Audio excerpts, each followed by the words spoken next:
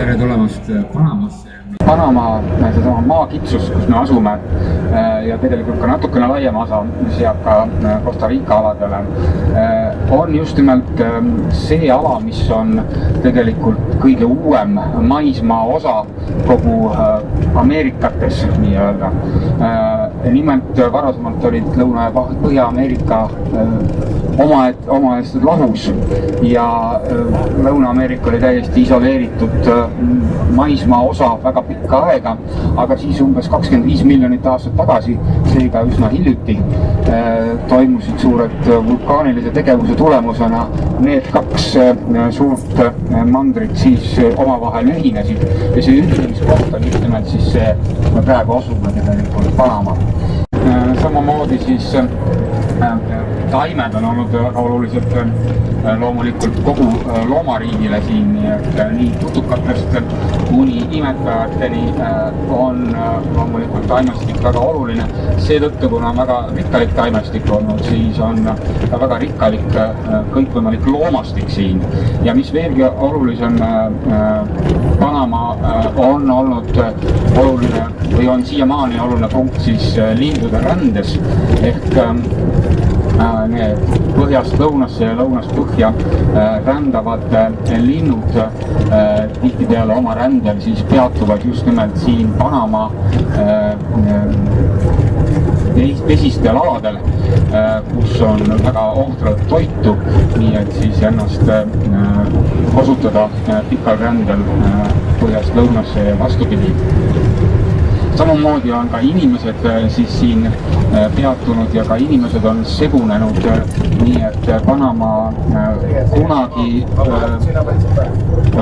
siis 16. sajandi alguses, kui tulid siia eurooplased, oli siin üsna väikesel alal kokku 56 erinevat hõimu, kus olid nii põhja poolt kui lõuna poolt pärinevate inimeste sugulased.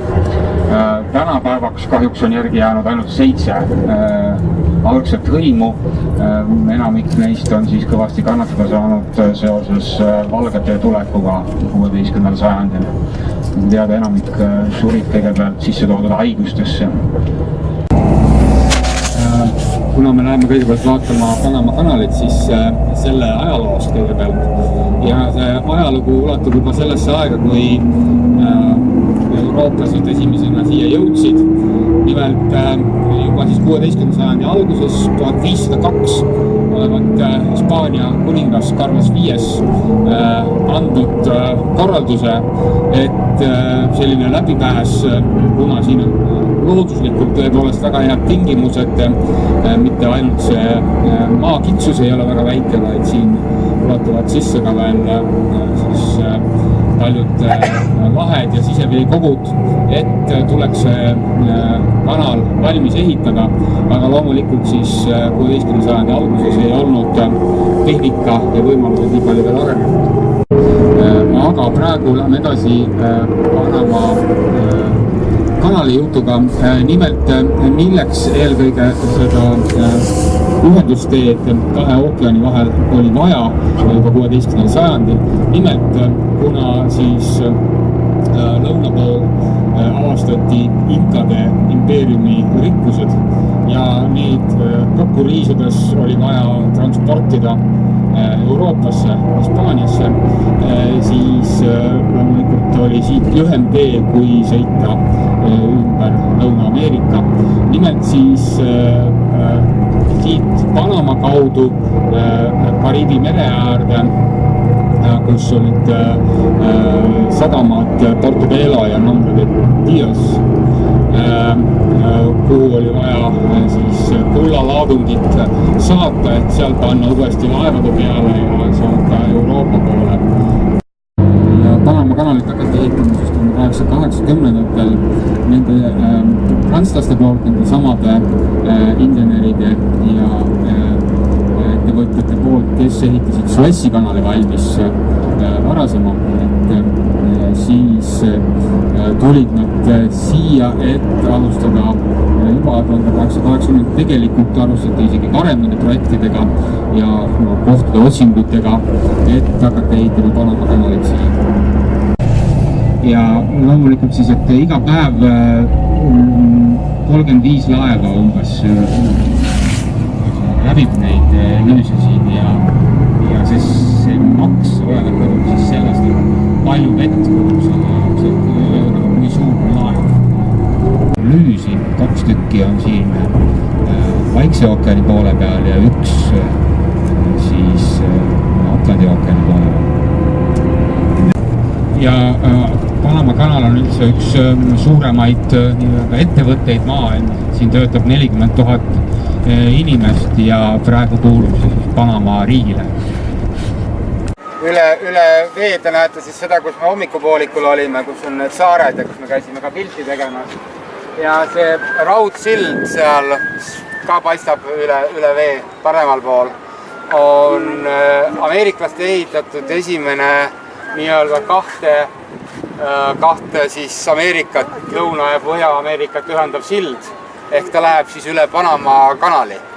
Kui Panama kanal lahutab neid, siis see sild ühendab. Praeguseks on sildasid rohkem tehtud, 3 tükki pidi praegu funktsioneerima, 4. saab kohe valmis, see on Bolognis ja planeeritakse ka 5., mis saab olema siin kõrval kohe.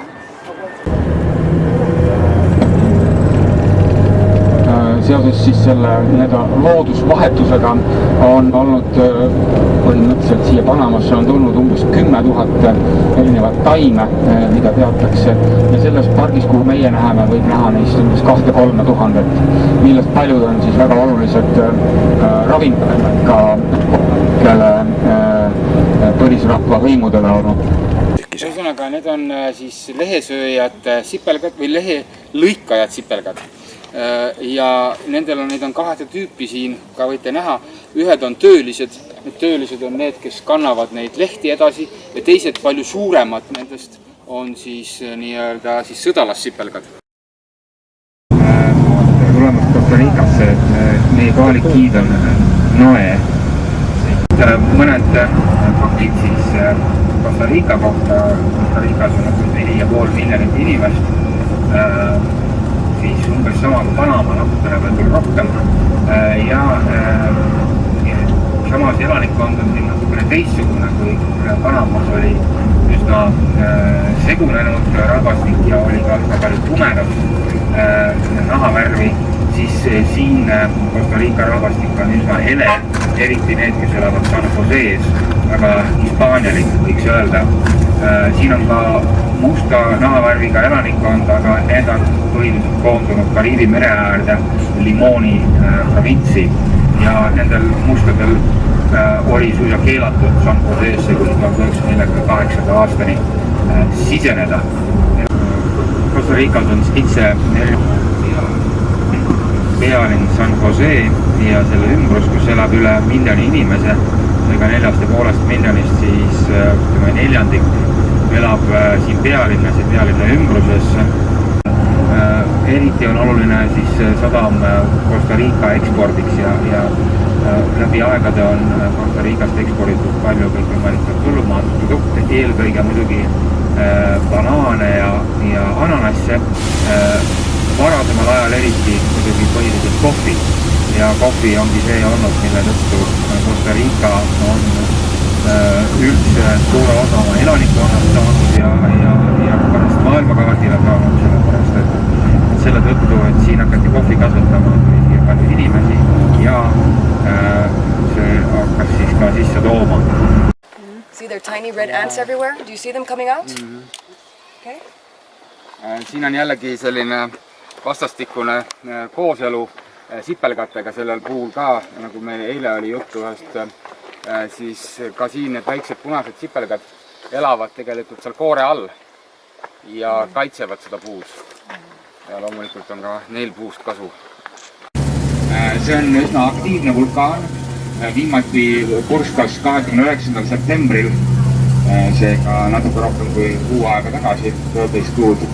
Meil võib olla võimalus ka täna seda näha, kunagi ei tea, millal ta uuesti purskub ja 1,5 kilomeetrit oli viimati see purse, nii et aga see vulkaanikraater ei ole siinpool, kus meie oleme, vaid jääb siis Kariibi mere poole, aga näha võib seda võib olla. nii et me jalutame siis seal kandis ringi umbes 4 kilomeetrit, 2,5 tundi.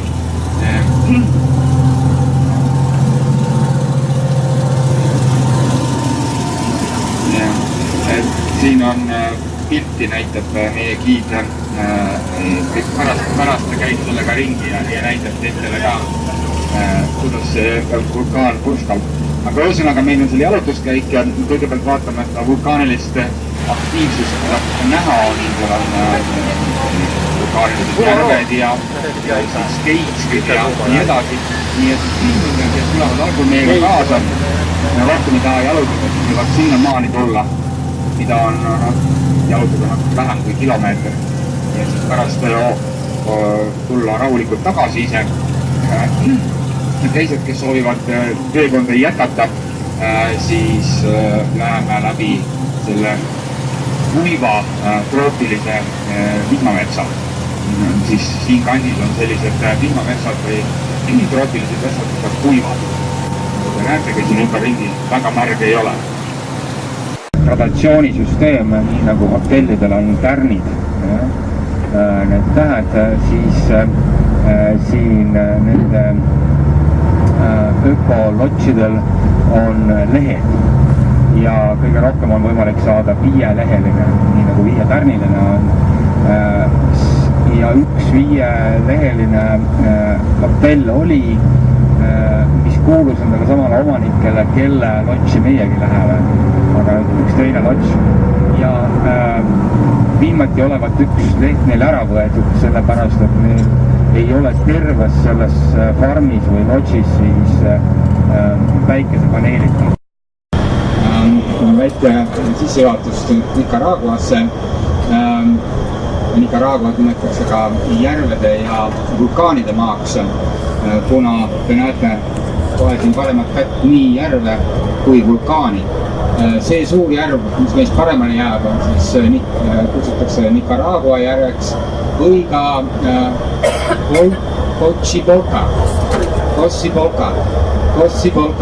Cossibolca on ta siis kohaliku indiaani keeles ja Nicaragua siis rohkem ametlik Hispaania päritolu nimi. Peale selle on veel teine suur järv, natukene väiksem kui sellest, siit siis põhja või loode pool. Ja kogu see äär, võiks öelda Nicaragua, siis Vaikse ookeani rannikust natukene sisemaa poole on palistatud ka vulkaanidega, siin on kokku 17 vulkaani. Ühte te võite kohe siin näha, et seda järve. Nicaragua ise on 130 000 ruutkilomeetrit, no võrdluseks siis peaaegu 3 Eestit. Kui Costa Rica oli 50 000 ruutkilomeetrit, siis natukene rohkem kui Eesti, siis see on juba tunduvalt suurem maa. Ja enamik Nicaragua elanikkonnast on need, keda võib mõtlema mestiitsideks, need on siis 75% umbes. Ja need mestiitse ehk siis sellist segurahvastikku võib olla mitmesugust. Võib olla mitmesuguseid erinevaid segusid, siis võib olla valgete ja põlisrahvaste segu, võib olla valgete ja mustade segu ja siis võib olla ka segu kõigest, et on nii põlisrahvad, valged kui musta elanikkonda. Päris põlisrahvaid on ainult 3% alles jäänud. Siin on nüüd see kohvifarm vahepeal ja nüüd me hakkame üles minema järsemalt. Kui mojal on igal pool siin allpool see kuiv troopiline mets, siis nägite, kui me sõitsime autoga üles ja kuskilt hakkas ta muutuma. Mingisugusel hetkel hakkavad tekkima puude külge, teised taimed hakkab tekkima sammal ja nii edasi. Kõikvõimalikud epifüüdid ja siis need orhideed näiteks ja muud sellised. Nii et siin üleval, mida nimetatakse siis ka selleks pilvemetsaks, on hoopis teistsugune kliima, hoopis teistsugune taimestik. Et siin te näete seda kraatrit, see on seest kuiv. Nicaraguas on ka selliseid kraatreid, kus sees on vesi, eks ole, nagu järv oleks sees. Ja sellel vulkaanilise enesest on praegu alles 2 kraatrit. Et mitte ainult üks, meie teeme tiiru ümber 1, aga on veel teine kraater olemas ja kunagi neid oli kokku 4. aga 2 tükki on ammu kokku kukkunud. Nicaraguas on elanikke siis 6,5 miljonit ja see on väga noor elanikkond, sest 60% sellest on alla 30 aasta vana. Ja enamik elanikkonnast elab ka siin lääne Nicaraguas, siis Vaikse ookeani poolses ääres. Üldse ongi Nicaragua jaotatud 3 osaks. Üks siis kõige rohkema rahvastikuga osa on siin Vaikse ookeani ääres ja on see, kus on ka põhiliselt järved, järvede ja Vaikse ookeani vahele. Teine osa on keskosa, mis on põhiliselt mäed ja seal on ka siis võiks öelda need ilusad mäestikumetsad, mida nimetatakse pilvemetsadeks ka. Seal on ka kohviistandused, seal on ka suurem osa karja ja põllumajandust üldse. Ja siis üsna suured alad, kui te selle kaardi pealt vaatate, 2 suurt provintsi, isegi 3, mis jäävad Kariibi mere ja Atlandi ookeani poole. Need on siis põhiliselt suur mets ja üsna vähese asustusega. Seda peetakse siis Kesk-Ameerika kõige turvalisemaks riigiks praegu ja kogu Ameerikates siis turvaliselt 5. koht. Nii et kui rääkida sellest, et Nicaragua on suhteliselt vaene, nagu siin oli ka öeldud, siis sugugi ei vasta see tõele, et mida vaesem, seda suurem kuritegevus, vaid siin on kuritegevus üsna hästi kontrollitud ja seetõttu on elu turvaline. Põgusalt sai mainitud, et Granada linn on mitu korda maha põlenud ja 2 korda on seda teinud piraadid ja 3. korral hoopis oli selle taga üks ameeriklane nimega William Walker, San Jose de Oriente on kuulus kohaliku siis keraamika potitööstuse poolest. Ja tõepoolest see on väga vana kunst sealne traditsioon saab alguse kindlasti juba siinsete põliselanike indiaanlaste ajast ja on siiamaani au sees, et võiks öelda kogu see küla ja ka mitmed ümberkaudsed külad tegelevad eelkõige siis kõikvõimalikult keraamika valmistamisega. Ja ka see potikeder ei ole siin kuidagi mehaniseeritud elektriliselt, vaid seda tehakse, nagu näete, isikliku jalajõu abil. No selline potikeder loomulikult on väga universaalne kõikides ilmselt põllumajanduslikes piirkondades kogu maailmas on see välja arenenud ja on kasutatud kaasa arvatud Eestis. Kõigepealt 6 kuud õpitakse ja siis 3 kuud käib selline nii-öelda praktika. See kogu õppimine on praktika muidugi, aga 9 kuud on siis see koolitamine. Vulkaani kraatriga, mis on jällegi väga ammu pursanud ja siis lõpetanud oma tegevuse. Seejärel see kraater osaliselt on sisse kukkunud ja praegu on siis hiljem hakanud moodustuma siia järv. See on praegu 169 meetrit sügav ja on kogu see kraatri ümbermõõt on siis üle 5 kilomeetri. Kui me lähme nüüd seda vulkaani vaatama, see vulkaani siis väga aktiivne küll, aga samas ta ei ole sellise ilusa koonuselise kujuga, et ta on väga madal. 632 meetrit ja sellega kõige madalam vulkaan Nicaraguas. See lameda kujuga ja madal, nii et selles suhtes mitte nii ilus vaatamisväärne. Ja sellel vulkaanil iseenesest on 5 kraatrit. Me läheme vaatama ühte nendest kõige aktiivsemalt. Õigemini üks ongi neist aktiivne praegu.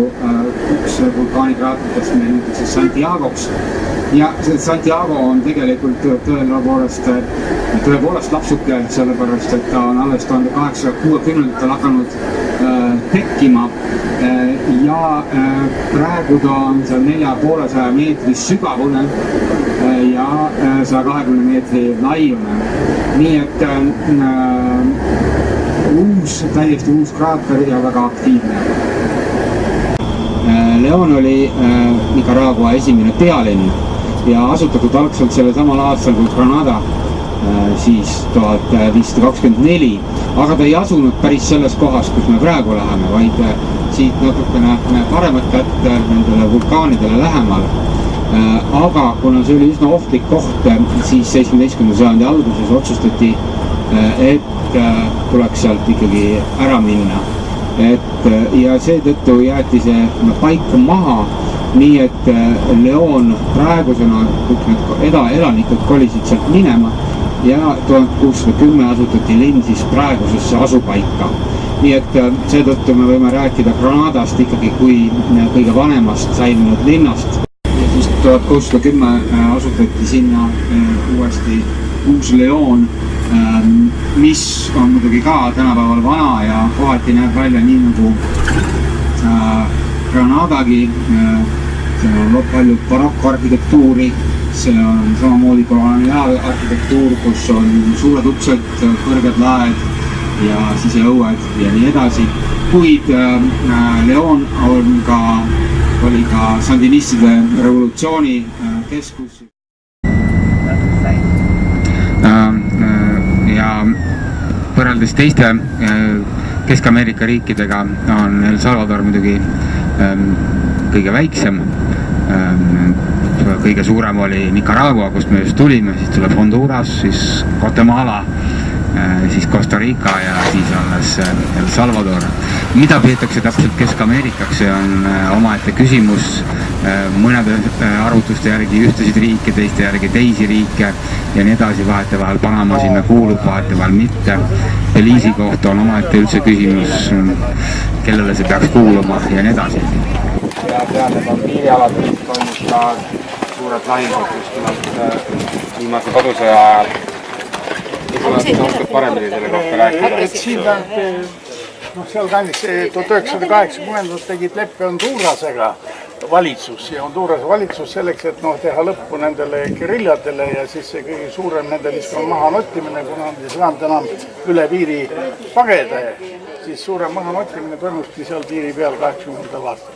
Ühesõnaga siinpool olid siis ühed partisangrupid ja teised olid seal ja siis püüdsid nagu nendega kontakti võtta ja siis selle operatsiooni käigus, tänu millele ta sai ka maailmas tuntuks, siis uppus üks Hollandi ajakirjanik, kes siis juhtumisi läks seda asja siin reportaaži tegema, aga nende geriljavõitlustega siin oli igal pool nii, et meedia oli kohe jahil.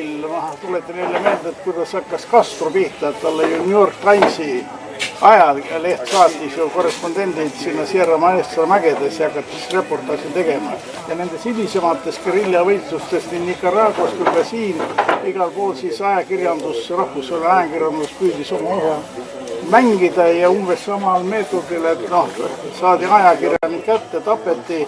Che Guevara jäi tegelikult ka 67. aastal vahele Bolívias, et fikseeriti ära see mees, kes läks temaga kohtuma. So they are not in the black market. The one that were here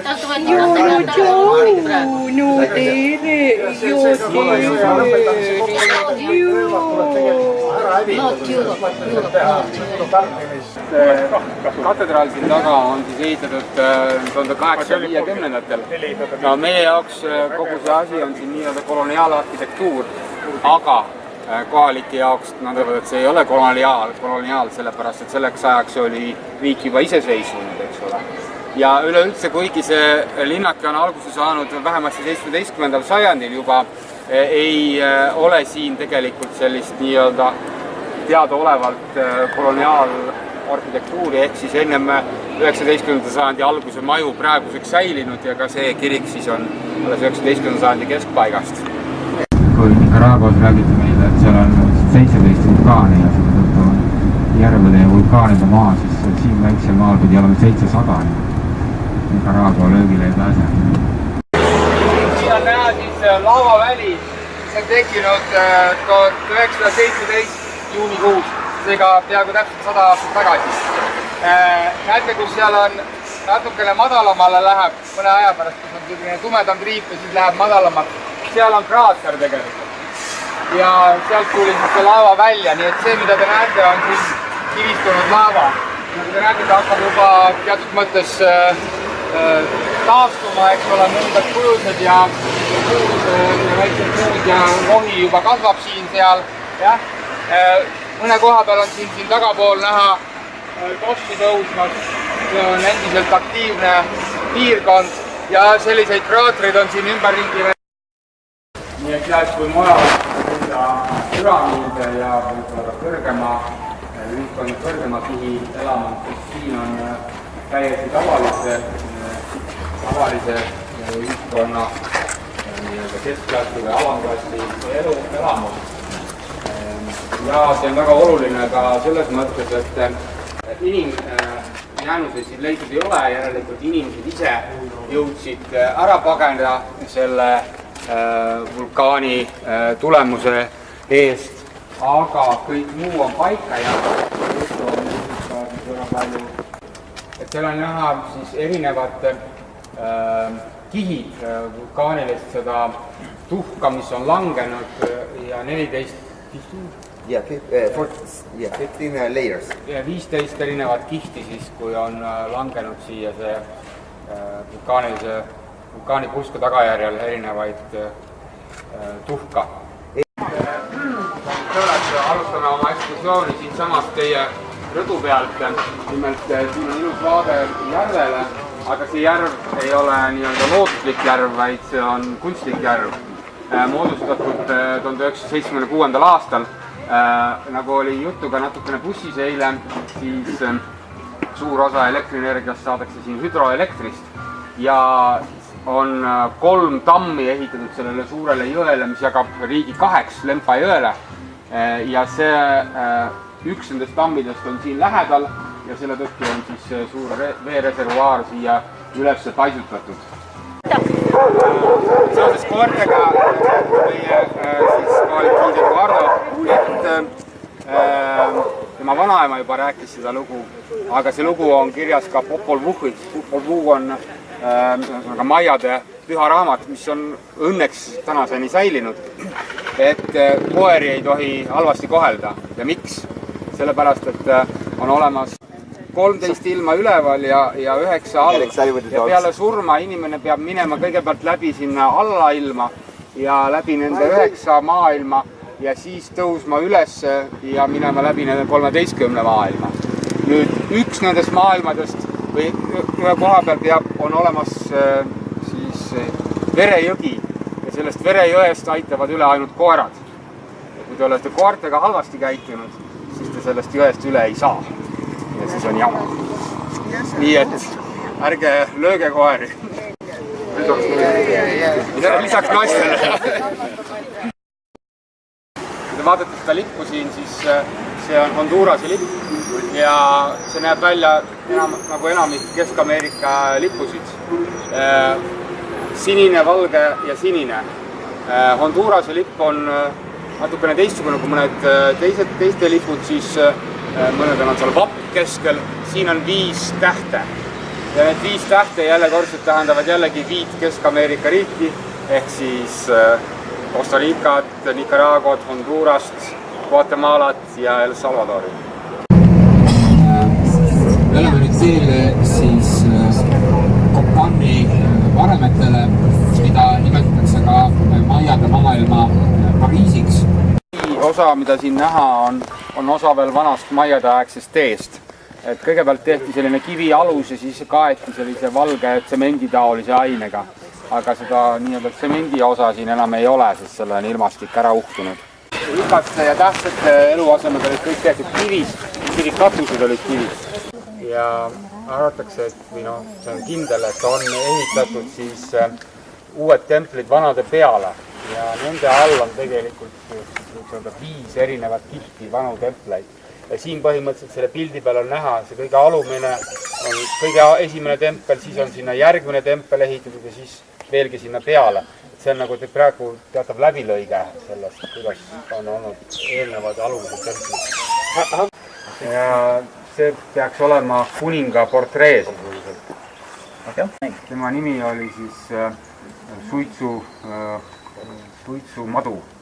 Ta oli 64 aastat vana ja sellest 49 aastat olnud kuningas. ja tollal neil ei olnud ka sellist surnuaia kontseptsiooni, siis et kõige tähtsamad tegelased, kuningad, kes olid sisuliselt ka jumalad, olid siis nendes templitesse maetud, nagu ennem rääkisime, et üksteise peale neid templeid tehti, aga teised tähtsad tegelased, kes siin elasid, maeti sisuliselt, no võiks öelda, põranda või siis ukse esise alla. Et kui te nüüd kujutate ette siis seda, kui see väljak oli kõik kaetud ilusti valge tsemendiga, suur osa nendest kõik värvitud ilusasti erinevates värvides. See oli täis kõik maja ühiskonna kõrgkihti, madalaid tegelasi siia üles ei lastud. Kuningas istus seal kõige kõrgemal põhjapoolsel troonil, vaadates lõunasse. Ja preestrid ja preestrinnad kandsid jaaguari kostüüme, laulsid ja tantsisid siin. Et see on tegelikult lõhnaainete põletuse urn, aga sinna pandi ka natukene verd hulka, mitte palju. Ja tegelikult majadel tõepoolest olid kivist ehitatud potid tualettides ja oli ka veesüsteem, et need olid tegelikult tõepoolest veeklosetid. Duši all käidi või peski ennast 3 korda päevas. Et siin on siis näha jällegi, et kui te vaatate kõiki neid trepiastmeid seal, siis kõik nagu on täis kirjutatud midagi või tehtud mingid märgid. Mõned neist on küll ära kulunud, aga paljud on tõesti väga hästi näha. Ja seal on 2200 kirjutist, võiks öelda, ja 63 astet on sellel. Et see ei olnud mitte ainult selline päevikakroonika, vaid võiks isegi öelda entsüklopeedia. Seal oli ka sellist infot, mis oli lihtsalt üldine info, näiteks astronoomia kohta ja nii edasi. See on siis palliväljak ja siin oli 2 meeskonda. Eesti meeskond siin ja Suursamme peal. Mõlemas meeskonnas 5 tegelast. Ja mida kasutada ei tohtinud, siis ei tohtinud kasutada pead, käsi ja jalgu palli mängimisel.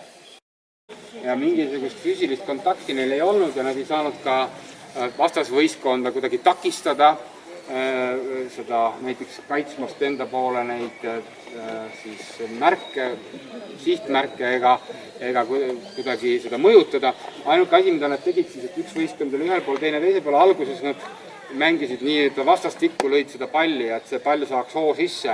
Ja siis siinpoolne meeskond pidi tabama neid 2 märki, näete need sellised kujukesed seal, ja sealpoolne neid 2 märki, kasutamata siis käsi, jalgu ja pead. Ja pall oli 3-4 kilo raskem, tehtud siis kummist. Tänapäeval seda ka mängitakse, ta on näinud isegi siin 2-3 korda mängitavat, kahjuks need ei lõpe enam ohverdamistega, mis on häbiasi loomulikult, aga nad kasutavad siis puust ja nahast ihukaitseid ka, sest kui see 3-4 kilone pomm kogu aeg põrkab vastu, eks ole, sinu ihu, siis see jätab jäljed, eks ole, aga sellegi poolest need kehad on sinikaid täis neil ja haavu. Siin on ka siis selline ümmargune, nagu nad ütlevad, hamburgeri kujuline muna. Siin on nagu selline rihm või köis ümber pandud. Keskel on selline õnarus ja siit voolas siis veri alla, nii et pea löödi selle asja peal maha. Selle üleval on sisuliselt voodi, see voodi on küll kivist, aga sinna peale käisid igasugused pehmed asjad, et mitte kivi peale ei magatud loomulikult. Ja siis olid siin teised ruumid ümberringi niimoodi ja keskel oli siis plats. Kõik need majad jällegi olid tihtipeale krohvitud. Nad olid väga kirevad, seal olid igasugused kaunistused ja ka kirjad peal, aga seda ei ümbritsenud mitte kõrge müür, et see oli selline suhteliselt avatud koht. Siin on näha aguutit, seda me oleme näinud juba Panamas.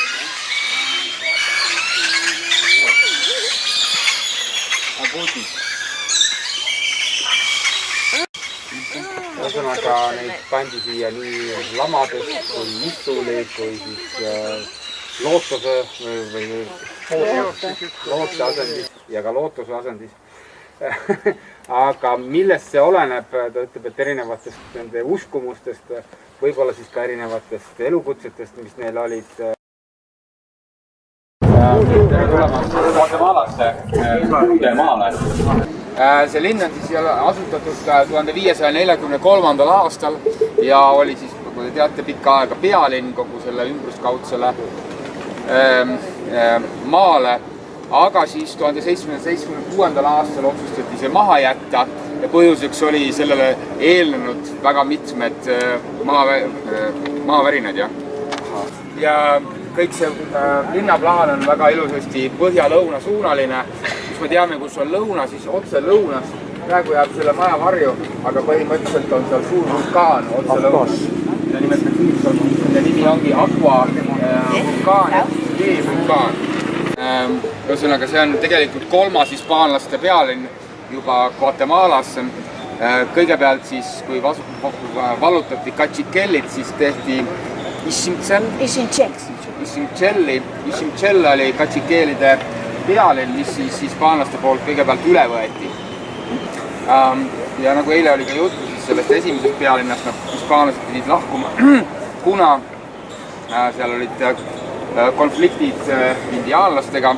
Siis nad lõid uue pealinna, mis oli siit vaid mõni kilomeeter siis lääne poole ja seda kutsutakse praegu Ciudad Vieja, mille jälle siis hävitasid suured tulvaveed, mis tulid sellest samalt Aqua vulkaanilt. See kirik, mida me siin kõrval näeme, on tegelikult üsna uus, võiks öelda suisa modernne, ehitatud alles 18. sajandi lõpul, 19. sajandi alguses. Eelnev sellele kirik oli väga suur, siin katedraal siis pea väljakul, sellepärast et tõepoolest Antigua oli siis mitte ainult Guatemala pealinn, vaid hispaanlaste pealinn kogu Kesk-Ameerikas, Mehhikost kuni Panamani. Guatemala, nagu te teate, on vana maiade asuala ja mitte ainult Guatemala, vaid ka siin ümber olevad Mehhiko, Honduras. See ulatub kuni Nicaragua, mitte päris terve Nicaragua, aga osadeni Nicaraguast välja ja mingil määral ka Salvadoris. Siis oli siin jällegi vulkaaniline tegevus, mille tõttu kujunes välja vulkaanikraater, mille sees praegu on siis Atitlani järv. Ja selle kraatri täitsid siis hiljem veega 2 jõge, mis toidavad praegu seda järve. Kahjustada saanud maavärinatest otsustati see maha lõhkuda, sellepärast et see oli juba ohtlik. Ja uus kirik on ehitatud 2012. Nii et see, kus me olime praegu, on täiesti uus. Praegu on siis, täna peaks olema pühapäev, nii et siin algas hommikune missa. Aga tähelepanu veel kord sellele vana kiriku fassaadile ja vaadake risti alla üks kujutis. Ja see kujutis on, mis te arvate, mis? Seal akna peale risti all, mis seal vahepeal on? Muidugi on see mais. See on mais, see on maisi, tõlvik ja maisi siis ühesõnaga taim mõtteliselt. Nii et näete, kui oluline on mais maiadele, aga muuseas väga oluline on ka rist. See tähendab seda, et rist muidugi kristlikus tähenduses on üks asi, aga ka maiadel oli rist olemas ja rist oli väga oluline. Rist tähistas põhimõtteliselt 4 ilmakaart ja siiamaani tehakse vastavaid tseremooniat maiade seas, kus on ka risti kujutis siis ja see sümboliseerib ka maisi 4 värvi. Rist ja mais on põhimõtteliselt üks ja seesama. Nii et kui siia on siis kiriku peale on pandud rist ja sinna alla veel mais, siis see seostub täpselt samuti maiade vanade rituaalide ja arusaamadega. Mais oli sisuliselt juba püha taim nende jaoks. Ja selle tseremoonias siis 4 värvi on, põhja pool on valge, all on kollane, ida pool on punane ja lääne pool on must. Ja kuna siin kandis, ka isegi Mehhikos, aga siin kandis on see sulismadu, keda nimetatakse Quetzaliks, siis pikk peaehe ehk see vöö ümber pea sümboliseeribki seda madu. Ja linnud on üldse siinkandis väga olulised, kui te näete tema särk on täis linde, meeste püksid on lindude ornamendiga ja Tsutuk Hill tähendabki siis lindude maja või? Isad Stanley, kes on pärit tegelikult Ameerika Ühendriikidest, aga kes aitas väga palju kohalikke elanikke kodusõja ajal. Ja praegused pidustused, mis siin toimuvad, on seotud temaga. Lihtsalt selleks, et korraks näidata seda ja siis me läheme edasi sinna Marsimoni juurde, kes on see kohalik kuulus püha. Okei, me räägime siis Marsimonist paar sõna siin ära, siis te võite korraks ukse pealt siia kirikusse piiluda ja siis läheme edasi. Marsimon on siis maajadele väga oluline, ütleme niimoodi, vaimolend, jah? Ja oluline see, et ta on kinni seotud. Ja kunagi, kui oli tegelikult palju musta maagega, oli üldse igasuguseid halbusid jõudusid liikvel, siis ilmus Marsimon siia linnakesse, et neid kohalikke elanikke aidata. Ja umbes 7 kohalikku siis Maia nii-öelda kohalikku preestrit, Maia usupreestrit näinud korraga unenägu, et nad peavad minema seda Marsimoni metsa otsima. Ja siis legend räägib, et nad olid läinud metsa ja otsima õiget puud, millest teha seda kuju, Marsimoni kuju.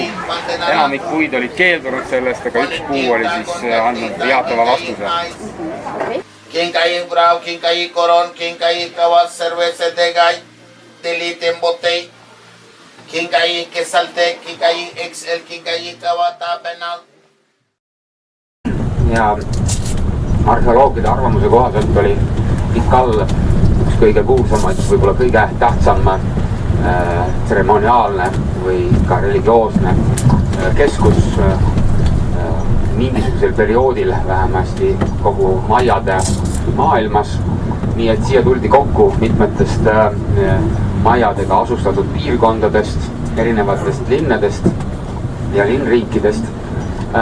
Toimetati olulisi tseremooniaid, aga seal juures ka kaubeldi. Ja me lähme vaatame siis eelkõige seal mõningate kõrgelt sündinud eriti kuningate eluasemeid, samuti templeid ja surnuaeda. Maiad ei arvanud, et elu lõpeb selle eluga siin, ehk nad ei uskunud lõplikku surma. Ja ühesõnaga maiade siis selline maailmavaade ja kosmoloogia oli ka seotud sellega, et tuleb teha just nimelt seda, mis inimesele kõige hingelähedasem on. Ja vastavalt, nii nagu arheoloogid on välja selgitanud, ilmselt nad ka nautisid oma elu sellisena. Et nagu te näete, siis me oleme nüüd sellel nii-öelda keskväljakul, Tikalli keskuses ühest küljest ja teisest küljeks võiks öelda siis maiade maailma keskuses. Ja näete, siia keskele jääb ümmargune väikene ring, mida see teile meele tuletab. Oleks nagu lõppase, eks ole. Ja põhimõtteliselt on see jällegi ohverduste koht, ehk siis viimane ohverdus viidi siin läbi 21. septembril. Vastavalt arheoloogilistele leidudele on maiad tulnud siia kanti ilmselt 900 aastat enne meie aega ja lahkusid siit umbes 900 aastat peale meie aja järgi. Pärast teist maailmasõda siis tuldi robinal ka uude maailma Kesk-Ameerikasse ja rääkisime ka Salvadori puhul, ka seal on olnud näiteks palestiinlasest president ja Ecuadoris, kui lõuna poole minna, on olnud palestiinlasest president, nii et see on niisugune üldine pilt ja siin midagi juurde lisada ei ole. Tere tulemast siis Cajalpechi maiade üles kaevatud varemeid vaatama. See on üks väiksemaid üleüldse Belize'is ja ka üks vanemaid seal juures. Pärineb siis ilmselt juba 2.–3. sajandist enne meie aega. See on siis üks nendest väljakutest, aga see on kindlasti nii-öelda avalik väljak, kuhu võis tulla palju inimesi sisse. Ilmselt sissepääs oligi siin, kus ka meie sisse tulime. Ja seda avaliku väljaku funktsiooni näitab ka veel see, et näiteks see seal tagaküljes olev hoone, kus on nii-öelda 13 ukse avavust, siis 12 nendest on ainult selleks, et sealt pöörduda nii-öelda rahva poole ja ainult üks on selline, mis siis läheb maja sisemusse. Enamik neist hooneid, nagu siis öeldud ka selle templi puhul, et siin on pidevalt peale ehitatud, on, mida me näeme siin sellisest majade keskklassikalisest perioodist, mis on siis ütleme 5.–6. sajand, jah? Mis on natukene varasem küll kui see, mis me nägime Tikallis, aga põhimõtteliselt ikkagi 5.–6. sajand. Kui Tikal oli kuskil seal 7., 8., 9., 10. sajand, siis selle koha kõige vanemad muistised on ikkagi peaaegu 1000 aastat vanemad, eks ole. Nüüd see plats oli siin täpselt samamoodi, nagu me oleme Tikallis ja mujal näinud, oli siis põhimõtteliselt tsementeeritud. Selle all oli vee äravoolusüsteemid, põhimõtteliselt kanalisatsioon. Ja kui nüüd rääkida pikemalt perspektiivis Belize'i ajaloost, siis umbes 7–10 000 aastat tagasi jõudsid siia esimesed indiaanlased, mida niisugused Tilu indiaanlased. Ja seejärel maiad jõudsid siia alles umbes 4–4,5 aastat tagasi kanti. Kahte liiki iguaane on mustad ja rohelised. Mustad on lihasööjad ja rohelised, kui me siin vaatame, on siis taimetoitlased ainult. Need rohelised iguaanid on üsna ohustatud ja põhiline põhjus on selles, et neid küsitakse üsna palju. Eelkõige küsitakse emaseid iguaane, kuna nende munad peetakse ühest küljest delikatessiks, teisest küljest siis, nagu öeldud, arvatakse, et see aitab viljakuse vastu või poolt õigemini. Iguaanid elavad enamasti üsna liikumatult puude otsas, eelkõige puude otsas üsna kõrgel, mis on vee kohal, siis nad saavad hästi põgeneda. Kui mingi oht neid ähvardab ja eelkõige ohvardavad neid suured linnud, kes neid söövad, siis nad lasevad ennast kukkuda vette. Ja siis nad võivad olla kuni pool tundi vee all ja siis ujuvad uues välja ja ronivad puu otsa. Aga miks see üks iguaan on eriline, on see, et tal on see probleem, et ta ei kannata kõrgust ja kui ta puu otsa viia, siis ta kukutab ennast kohe alla sealt ja sellepärast, et ei saa teda loodusesse tagasi lasta, sellepärast, et ta ei saaks seal hakka. Kui me läheme nüüd Belize'i loomaaia poole, siis seal kasvavad ka mõned männid, mis tegelikult on pärit hoopis mägede poolt ja ka vihmavesi ja jõed on see, et meid siia toonud, et on kasvama. Belize'i loomaaiast nii palju, et see on üks maailma väiksemaid tiitlike loomaaedu, aga sealjuures maailma parimaid.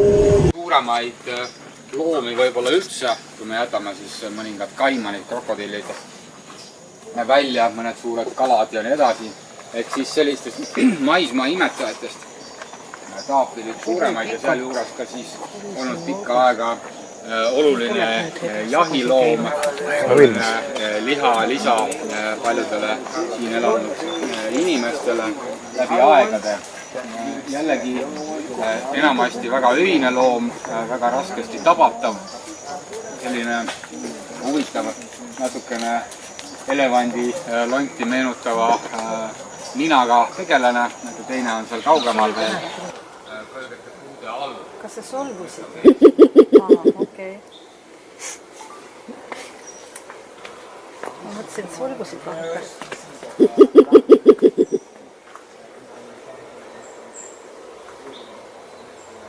No, kuku. Miks tal on sellised sarved peal, on siis see, et tal on midagi viltu ja tal need salved kasvavad natukene ühesõnaga valesti. Ei tohiks olla sellised pehmed ja laiali valguvad. See loom, kes seal sellist häält tegi, on siis pekkari, kes on kohalik siga. And very aggressive. Ja võib olla üsna agressiivne ja samuti teie peale oma lõhna lasta. Kui te liiga lähedale lähete ja nad neile meeldi, siis lõhnastavad teid. Et tere tulemast Mehhikosse. Jällegi sellest võib palju rääkida, kas me enam olemegi üldse Kesk-Ameerikas, sest Mehhiko otseselt ei käi Kesk-Ameerika juurde, sellest on juttu olnud, pigem on see juba Põhja-Ameerika, aga vähemasti sellises kultuuri mõttes oleme me endiselt Mesoameerikas, ehk siis just nimelt vanades kultuuride mõttes käib see selle alla. Ja me oleme endiselt siis maiade kultuuriringkonnas, aga nagu ütles meie giid, siis Mehhiko on nii suur, et siin ei ole mitte ainult maiad ja siin ei ole ka mitte asteegid, kes on üsna hilised tegijad olnud, eriti asteegid muidugi, aga siin on olnud kõikvõimalikke muid rahvaid ja on siiamaani. Nii et korra on seda juba ka mainitud, selle kandi esimene, võiks öelda kõrgkultuur, olid tegelikult olmeegid. Ja nii et peale asteekide, maiade, olmeekide, tolteekide ja nii edasi on veel zapoteegid, terahumara ja nii edasi ja nii edasi. Maailma kõige rikkam mees oli ka mõnda aega tagasi. No jah, Slim on praegu vist mingi 5 seas ikka. Carlos Slim. Sellel on telekomi firmad ja see on nüüd Euroopasse ka juba, Itaaliasse ja kus on osa ostnud.